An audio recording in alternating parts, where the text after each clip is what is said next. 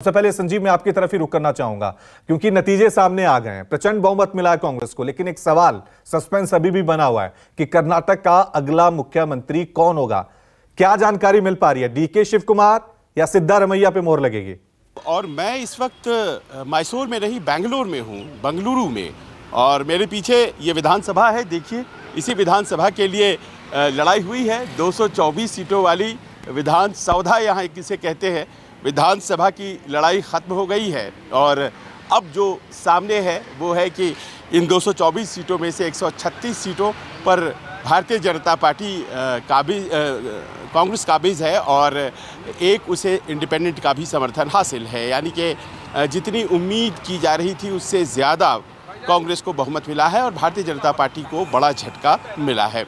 और मैं ये जब आपसे कह रहा हूँ, आप मुख्यमंत्री की बात कर रहे हैं, अभी तक तो ये बताया जा रहा है कि मुख्यमंत्री की रेस में सिद्धरमैया आगे हैं और डीके शिव कुमार पीछे इस वक्त चल रहे हैं, थोड़ा पीछे ही चल रहे हैं। और आखिर में क्या तय होता है अभी भी थोड़ा संशय है। लेकिन आज बैठक होने वाली है कांग्रेस विधायक दल की और विधायक दल की बैठक के बाद ये तय हो जाएगा। आलाकमान तय करेगा, कहा यही जा रहा है, क्योंकि एक लाइन का प्रस्ताव पारित कर दिया जाएगा। लेकिन तय यही होना है करीब करीब, क्योंकि कांग्रेस अध्यक्ष खड़गे भी यहीं से हैं और यहाँ पर एक महत्वपूर्ण बैठकें जो है वो कल रात से ही जारी है। कल रात सारे नेता आए थे और प्रेस कॉन्फ्रेंस किया था। अब जो आज का विषय आपने उठाया है, दरअसल उस विषय पर अगर हम आते हैं तो मैं आपको कल ले चलना चाहूँगा शाम के प्रेस कॉन्फ्रेंस में। और वहाँ पर एक बात कही गई थी बार बार हर नेता के द्वारा कि कहा यही जाता था भारतीय जनता पार्टी के नेताओं के द्वारा कि कांग्रेस मुक्त भारत कर देंगे। लेकिन देखिए हिसाब क्या हो गया।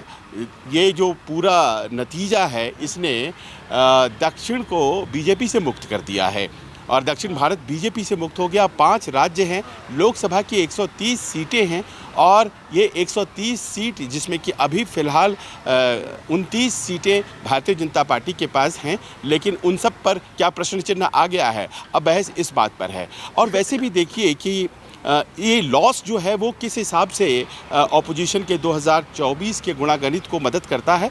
तो इसमें ये महसूस करना पड़ेगा कि आखिरकार बेंगलुरु जब है तो उसका कोई नेशनल अपील ही हो, ऐसा नहीं है। ये इंटरनेशनल अपील वाला शहर है, ये स्टार्टअप का शहर है, ये आईटी हब है और यहाँ पर आप जानते हैं कि ये एफडीआई मैग्नेट है। एफडीआई यहीं पर सबसे ज़्यादा आती हैं और ऐसे प्रांत में भारतीय जनता पार्टी की हार हुई है। ये संदेश यहाँ से डायस्पोरा तक विदेशों में भी जाएगा और दक्षिण के जो दरवाजे हैं भारतीय जनता पार्टी के लिए वो आंशिक रूप से ही सही लेकिन बंद कर दिए गए हैं यहाँ के नेताओं के द्वारा। अब देखिए यहाँ के नेताओं के द्वारा कहने का अर्थ क्या है कि जो रीजनल लीडरशिप है, और आज की तारीख में 2024 का गुणागणित रीजनल लीडरशिप ही तो बिठा रहा है ना, चाहे वो नीतीश कुमार हो, शरद पवार हो।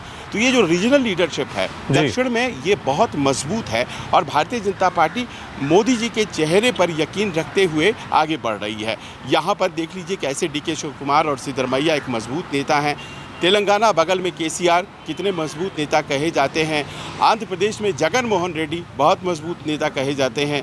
उसके अलावा स्टालिन तमिलनाडु में हैं और उसके अलावा जो वाम दल हैं उनके बड़े नेता अच्युतानंदन, पिनारी विजयन, ये तमाम नेता केरल में बहुत मजबूत हैं। तो हर जगह छत्रप जो हैं वो मजबूत हैं और भारतीय जनता पार्टी के लिए ये एक विषय होगा जो 2024 के लिए बहुत महत्वपूर्ण हो जाता है।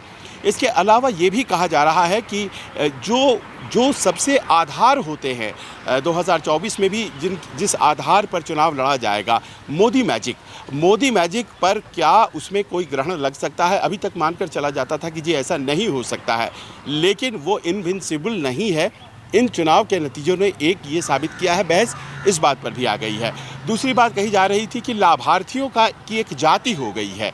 लाभार्थी जो कि केंद्र की योजनाओं के लाभार्थी होते हैं तो वो भी भारतीय जनता पार्टी को आकर के सपोर्ट करते हैं और कई राज्यों में जैसे उत्तर प्रदेश में नतीजे आए हैं तो उसको देखकर लगता भी है। लेकिन क्या लाभार्थी की जो जाति होती है वो दक्षिण भारत में नहीं चल पा रही है। और दूसरा कहा जाता था organisational machinery Bharatiya Janata party की, तो भारतीय जनता पार्टी की ऑर्गेनाइजेशन मशीनरी यकीनन बहुत बढ़िया है। तमिलनाडु के जो प्रदेश प्रमुख है अन्नामलाई, वो यहाँ कैंप कर रहे थे। लेकिन जब ये हार हुई है, बावजूद इसके कि बढ़िया ऑर्गेनाइजेशनल मशीनरी है भारतीय जनता पार्टी की, तो क्या ये भी मैटर नहीं करता है अगर जनता सोच लेती है? और क्या सचमुच प्राइस राइज, भ्रष्टाचार, ये सब मैटर करते हैं? ये तमाम ऐसे मुद्दे हैं जो कि 2024 के चुनाव में विपक्ष के द्वारा उठाए जाएंगे।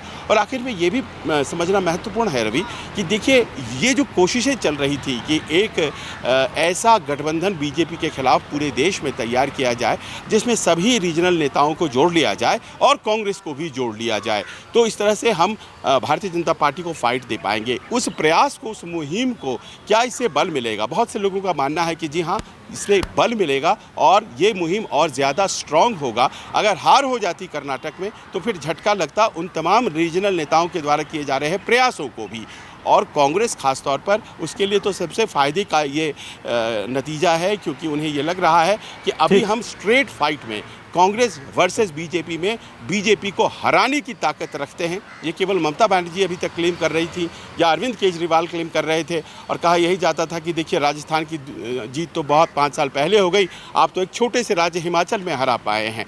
तो ये तमाम बातें हैं और आखिर में एक संदेश भी शायद यहाँ से भारतीय जनता पार्टी के लिए जाता है कि अगर स्ट्रॉन्ग रीजनल लीडर्स नहीं रहते हैं, जैसे देखिए यहाँ पर तो येदियुरप्पा जी थे लेकिन थोड़े इस बार कम सक्रिय थे, लेकिन अगर आपके पास स्ट्रॉन्ग रीजनल लीडर्स नहीं होते हैं तो फिर केवल मोदी जी के चेहरे पर और मोदी मैजिक पर डिपेंड करना, उनके ऊपर प्रेशर डालने जैसा होगा। हिमाचल में हार, संजीव एक वैलिड पॉइंट उठा रहे हैं जिसमें संजीव ये कह रहे हैं कि बेशक आप सेंटर के नेताओं को ले आइए, पीएम मोदी वहां पे रैलियां कर सकते हैं, रोड शो कर सकते हैं, लेकिन जब तक लोकल लीडरशिप मजबूत तौर पे नहीं उभरेगी तब तक जीत मिलना मुश्किल है। ये संदेश कर्नाटक की जीत ने दिया।